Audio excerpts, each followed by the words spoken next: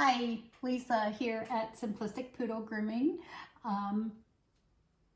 I had one of my followers ask me how to clean and maintain our clipper blades while she was clippering the dog, and then what to do afterwards. So I'm going to start off with the afterwards and then get into it with the what I do while, what I'm doing or what I use while I'm grooming the dogs. So the first thing I wanted to discuss is kind of what the parts of your clipper blade. Of course, you have your blade itself, and then it has this little thing here. This is kind of like, it's called a tension spring, and you can loosen it up or tighten it with those little screws, and this is how they adjust it to like make it level on your blade, make the cutter level while it's sitting on your blade. So this is the blade, this is the tension spring. This little guy is a guide.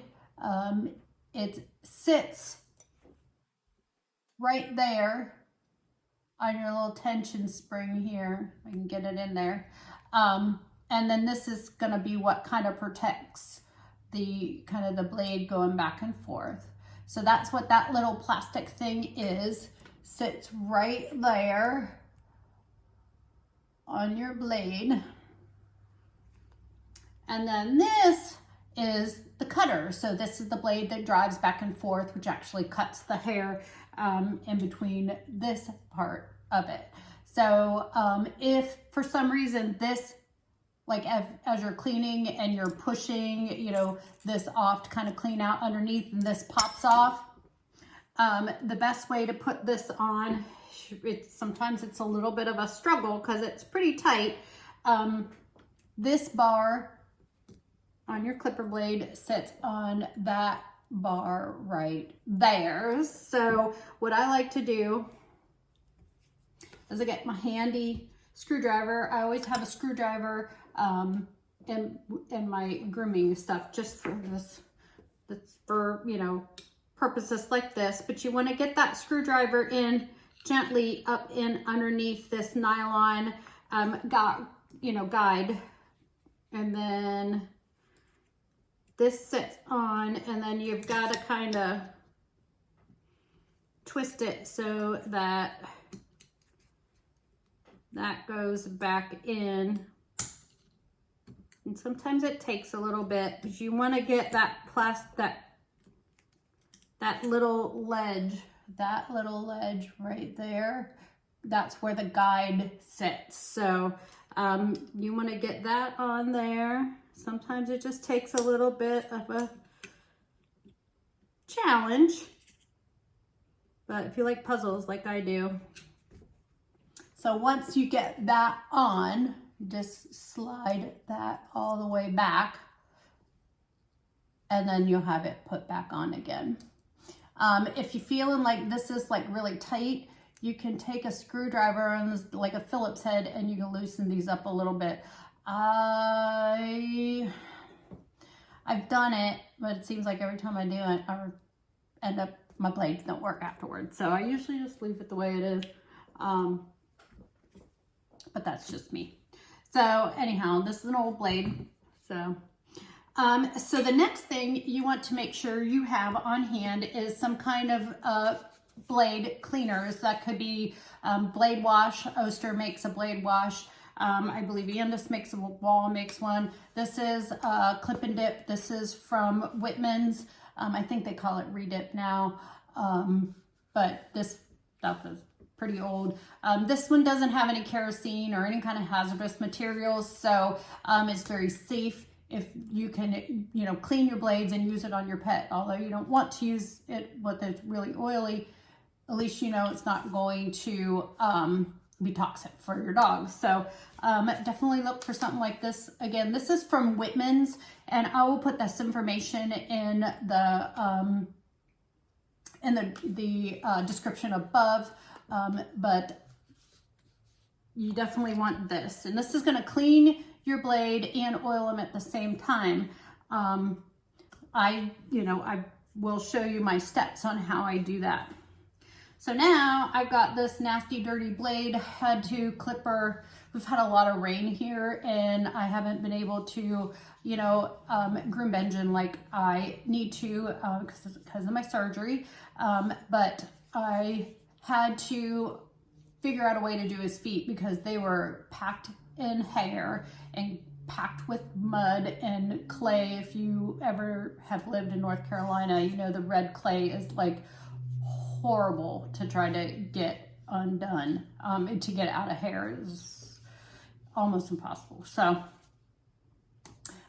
he got pretty dirty. Now, ideally, if you're a responsible person, you're going to clean your blade right after you use it on a dirty dog, because the dirt is going to be one of the biggest things that's going to dull your blades quicker. So the cleaner you can get it done after you use it on a dirty pet, the better. So what I like to do is I take my blade wash and I put it in a little bowl like this. And I don't need a whole lot. I just want stuff in the corner. As you can see, I just want a little bit in the corner, because what I'm gonna do is I'm gonna dip my clipper blade down in that, and just the tip of the blade.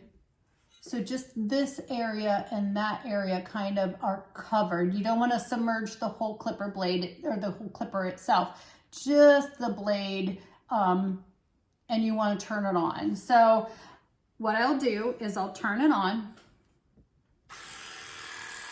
and I'm just going to dip that tip in. You see, kind of hard.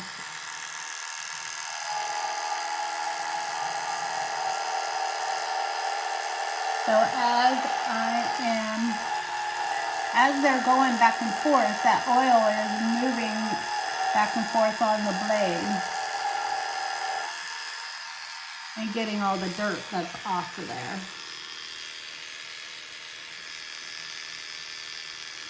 So, and I brought out my paper towels just so you can see just how dirty they were. I'm afraid.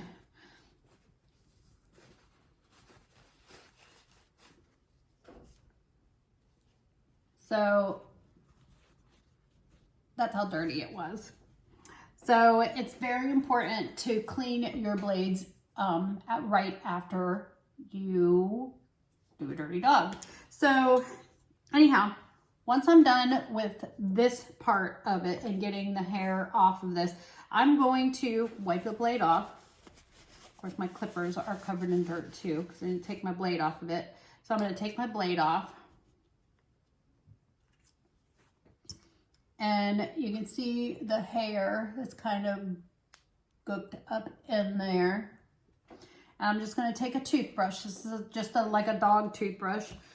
Any toothbrush will do, cheap, whatever. If you don't use them when you go to the dentist, you use those. And then I'm just going to take and kind of scrub all that stuff out and in.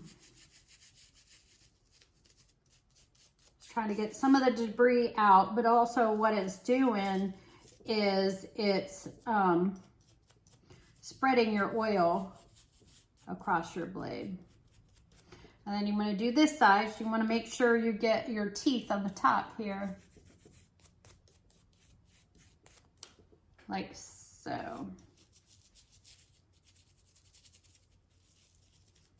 Now, what I like to do, and I don't have it plugged in, but what I like to do is I will take my force dryer and blow the oil out of like underneath like this area here. It's gonna get all gunked up and stuff like that. So I'll take my force dryer with the nozzle on and I'll blow out a lot of the excess oil. Because if you don't get that excess oil off, then you're, running it through a nice clean coat, and it's just gonna get the coat all oily. So it's important to, if you're going to use this right away, you wanna make sure that you get all the oil blown off of it. So then, once it's clean and going to take my lubricating oil, which is this. This usually comes with your clippers. So when you purchase a set of clippers, you get a new one. This one I haven't opened yet because I do have a large bottle that I'm using right now. But when you get these in, you're just going to take and put the teeniest, tiniest drop. Less is more on these. So you're just going to put like a teeny tiny drop there, teeny tiny drop there. You don't want to squeeze it. You just want to let the gravity kind of drop it out. So you, there, and there. And then you can move your blade, your cutting blade aside, right? And then you're going to do a drop here on this rail and a drop here on this rail on that side. And then you're going to put them back on your clippers.